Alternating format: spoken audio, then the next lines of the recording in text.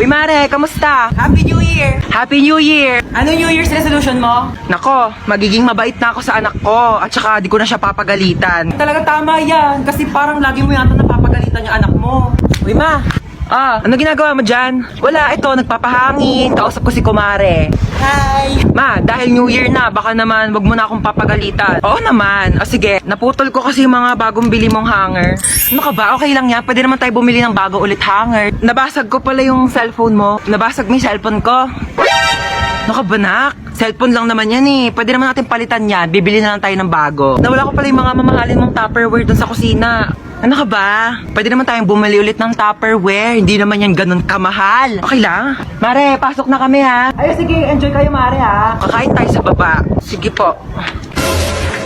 O, kala ko ba kakain tayo? Oo nga, kakain. Itong tsinelas ko, kainin mo.